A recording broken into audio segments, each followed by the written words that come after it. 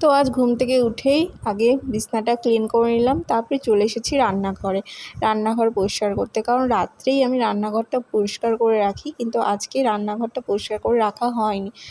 কাল রাতে প্রচণ্ড বৃষ্টি হচ্ছিল, তার কারণে আর ভালো লাগছিল না। খাওয়া দাওয়া করে শুয়ে পড়েছি। এখন সকালবেলা আজকে চাপ হয়ে যাবে, মেয়েকে স্কুলে পাঠিয়ে রান্নাঘর পরিষ্কার করে চলে এসেছি কলপাড়ে, কারণ রান্নাঘরে সবসময় বাসন টাসন বেশি বাসন হলে মাজা যায় না।